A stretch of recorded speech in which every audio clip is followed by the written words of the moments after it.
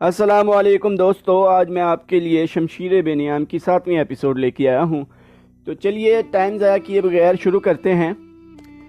آج 4 برس بعد جب کہ وہ تنہا صحرا میں جا رہا تھا، اس کے ذہن میں گھوڑے دوڑ رہے تھے، اسے تیر کمانوں کی زناٹے سنائی دے رہے تھے، اس کے ذہن میں مسلمانوں کے نعرے گونج رہے تھے۔ اس کا خیال تھا کہ مسلمان یہ ظاہر کرنے کے لیے نعرے لگا رہے ہیں کہ انہیں موت کا کوئی ڈر نہیں۔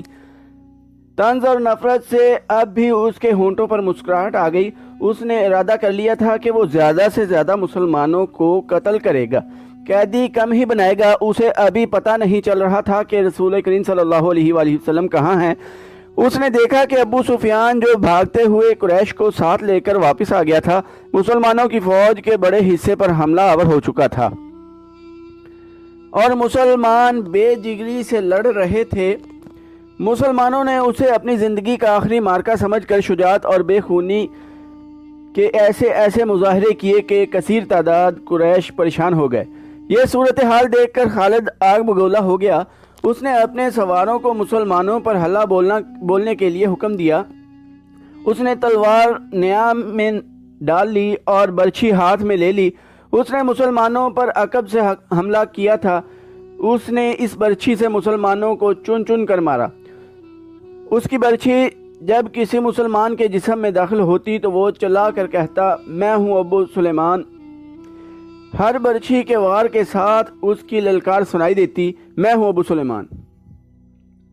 آج 4 برس بعد جب وہ مسلمانوں کے مرکز مدینہ کی طرف جا رہا تھا تو اسے اپنی ہی للکار سنائی دے رہی تھی، میں ہوں ابو سلیمان۔ اسے یاد نہیں آ رہا تھا کہ اس کی برچھی کتنے مسلمانوں کے جسموں میں اتری تھی۔ وہ رسول اللہ صلی اللہ علیہ وآلہ وسلم کو بھول گیا تھا۔ تھوڑی دیر بعد اسے پتہ چلا تھا کہ مسلمان اپنے نبی صلی اللہ علیہ وآلہ وسلم کی کمان سے نکل چکے ہیں اور اکرمہ مسلمانوں کے نبی صلی اللہ علیہ وآلہ وسلم کی طرف چلا گیا ہے۔ حقیقت بھی یہی تھی کہ رسول کریم صلی اللہ علیہ وآلہ وسلم کی کمان ختم ہو چکی تھی اور معرکے کی صورتحال ایسی ہو گئی تھی کہ آپ صلی اللہ علیہ وآلہ وسلم مسلمانوں کو از سر نو منظم نہیں کر سکتے تھے، لیکن آپ صلی اللہ علیہ وآلہ وسلم اپنی اور اپنے ساتھیوں کی جان بچانے کے لیے میدان جنگ سے نکلنا بھی نہیں چاہتے تھے۔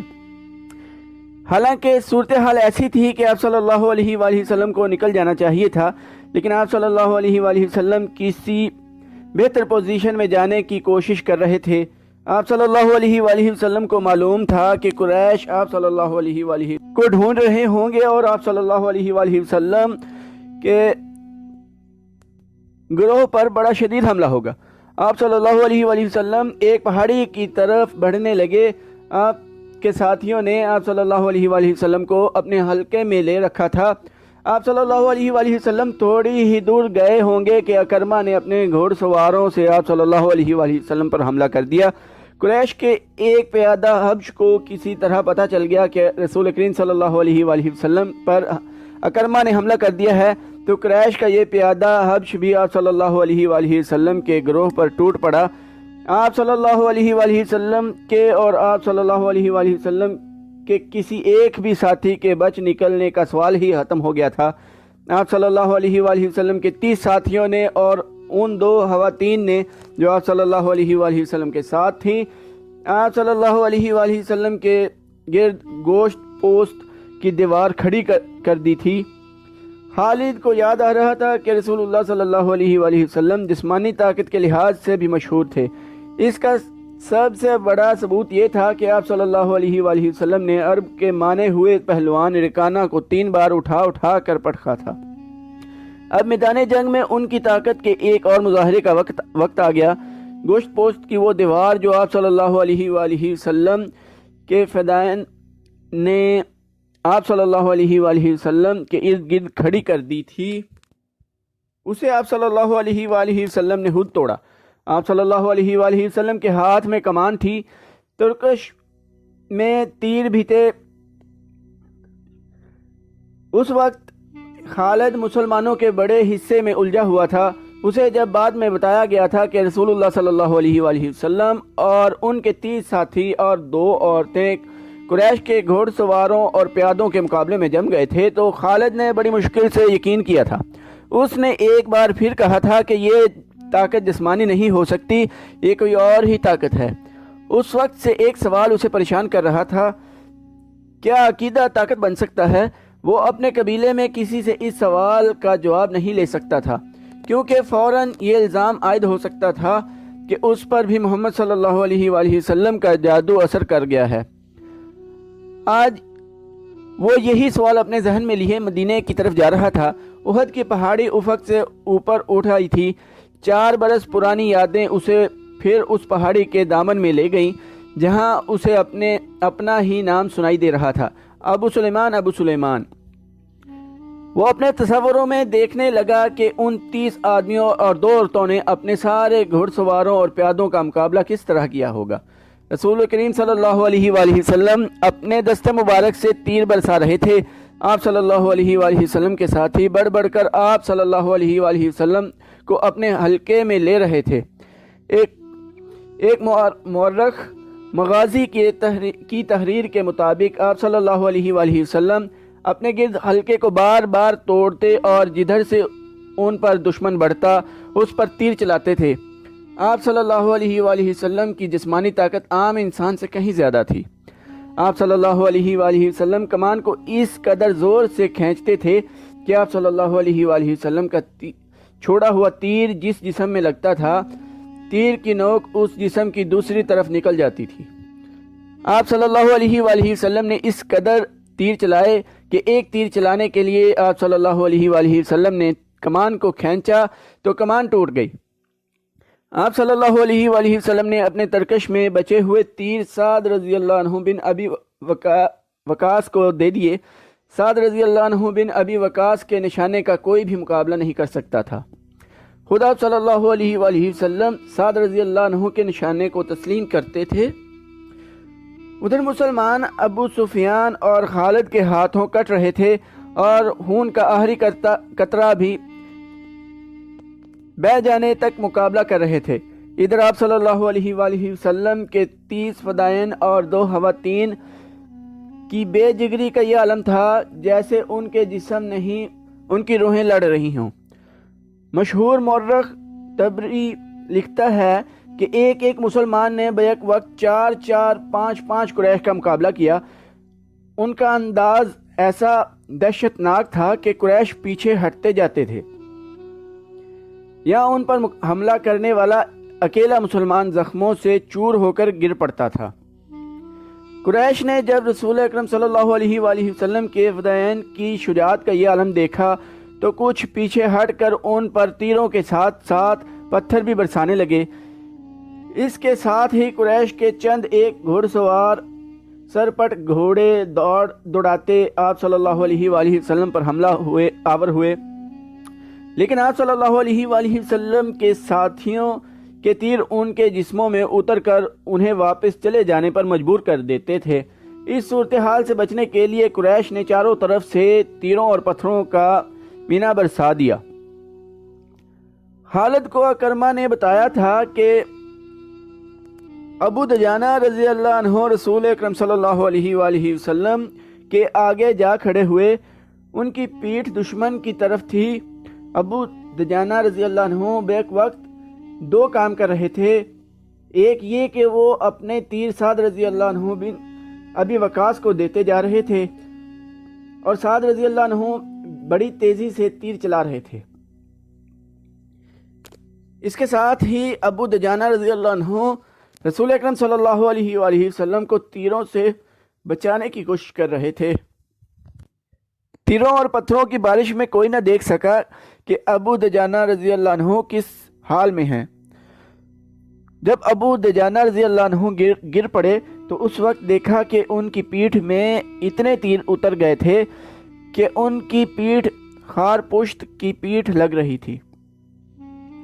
رسول اکرم صلی اللہ علیہ وآلہ وسلم کو بچانے کے لیے آپ صلی اللہ علیہ وآلہ وسلم کے کئی ساتھیوں نے جان دے دی، لیکن اکرمہ اور اس کے گھوڑ سواروں اور پیادوں پر اتنی دہشت طاری ہو چکی تھی کہ وہ پیچھے ہٹ گئے۔ قریش تھک بھی گئے تھے۔ رسول کریم صلی اللہ علیہ وآلہ وسلم نے اپنے ساتھیوں کا جائزہ لیا۔ ہر طرف خون ہی خون تھا، لیکن زخمیوں کو اٹھانے اور مرہم پٹی کرنے کا موقع نہ تھا۔ دشمن ایک اور حملہ بولنے کے لیے پیچھے ہٹا تھا۔ مجھے قریش کے ایک اور آدمی کا انتظار ہے۔ رسول اکرم صلی اللہ علیہ وآلہ وسلم نے اپنے ساتھیوں سے کہا، کون ہے وہ یا رسول اللہ صلی اللہ علیہ وآلہ وسلم؟ آپ صلی اللہ علیہ وآلہ وسلم کے ایک صحابی رضی اللہ عنہ نے پوچھا، کیا وہ ہماری مدد کو آ رہا ہے؟ نہیں، آپ صلی اللہ علیہ وآلہ وسلم نے فرمایا، وہ مجھے قتل کرنے آئے گا، اسے اب تک آ جانا چاہیے تھا، لیکن وہ ہے کون؟ ابی بن خلف۔ آپ صلی اللہ علیہ وآلہ وسلم نے فرمایا، ابی بن خلف رسول اکرم صلی اللہ علیہ وآلہ وسلم کے کٹر مخالفین میں سے تھا۔ وہ مدینہ کا رہنے والا تھا۔ اسے جب پتہ چلا کہ رسول اللہ صلی اللہ علیہ وآلہ وسلم نے نبوت کا دعویٰ کیا ہے تو ایک روز وہ آپ صلی اللہ علیہ وآلہ وسلم کے پاس آیا اور اس نے آپ صلی اللہ علیہ وآلہ وسلم کا مذاق اڑایا۔ آپ صلی اللہ علیہ وآلہ وسلم نے تحمل اور بردباری سے اسے اسلام قبول کرنے کی دعوت دی۔ کیا تم مجھے اتنا کمزور سمجھتے ہو کہ میں تمہارے اس بے بنیاد عقیدے کو قبول کر لوں گا؟ ابی بن حلف نے گستاخانہ لہجے میں کہا تھا، میری بات غور سے سن لو محمد صلی اللہ علیہ وآلہ وسلم، کسی روز میرا گھوڑا دیکھ لینا، اسے میں اس وقت کے لیے موٹا تازہ کر رہا ہوں جب تم قریش کو پھر کبھی جنگ کے لیے للکارو گے۔ اب بدر کے خواب دیکھنے چھوڑ دو، میں اسی گھوڑے پر سوار ہوں گا اور تم مجھے میدان جنگ میں اپنے سامنے دیکھو گے، اور میں اپنے دیوتاؤں کی قسم کھا کر کہتا ہوں کہ تمہیں اپنے ہاتھوں قتل کروں گا۔ ابی رسول خدا صلی اللہ علیہ وآلہ وسلم نے مسکرا کر کہا تھا، زندگی اور موت اس اللہ کے اختیار میں ہے جس نے مجھے نبوت عطا فرمائی ہے اور مجھے گمراہ لوگوں کو سیدھے راستے پر لانے کا فرض سونپا ہے۔ ایسی بات منہ سے نہ نکالو جسے میرے اللہ کے سوا کوئی بھی پورا نہ کر سکے۔ یوں بھی تو ہو سکتا ہے کہ تم مجھے قتل کرنے آؤ اور تم میرے ہاتھوں قتل ہو جاؤ۔ ابی بن خلف رسول اللہ صلی اللہ علیہ وآلہ وسلم کی اس بات پر طنزیہ ہنس پڑا اور ہنستا ہوا چلا گیا۔ اب احد کے مارکے میں رسول خدا صلی اللہ علیہ وآلہ وسلم کو ابی بن خلف یاد آ گیا۔ جو ہی آپ صلی اللہ علیہ وآلہ وسلم نے اس کا نام لیا تو دور سے ایک گھوڑا سرپٹ دوڑتا آیا۔ سب نے ادھر دیکھا۔ میرے عزیز ساتھیوں، رسول اکرم صلی اللہ علیہ وآلہ وسلم نے اپنے ساتھیوں سے کہا، مجھے کچھ ایسے لگ رہا ہے جیسے یہ سوار جو ہماری طرف بڑھتا آ رہا ہے ابی ہی ہوگا۔ اگر وہ ابی ہی ہو تو اسے روکنا نہیں، اسے میرے سامنے اور میرے قریب آنے دینا۔ مورخین واقدی، مغازی اور ابن حشام نے لکھا ہے کہ وہ سوار ابی بن خلف ہی تھا۔ اس نے للکار کر کہا، سنبھل جا محمد صلی اللہ علیہ وآلہ وسلم، ابی آ گیا ہے، یہ دیکھ میں اسی گھوڑے پر سوار ہوں جو تمہیں دکھایا تھا۔ یا رسول اللہ صلی اللہ علیہ وآلہ وسلم، رسول اللہ صلی اللہ علیہ وآلہ وسلم کے ساتھیوں میں سے 3-4 نے آگے ہو کر کہا، ہمیں اجازت دیں کہ اسے آپ صلی اللہ علیہ وآلہ وسلم کے قریب آنے تک ختم کر دیں۔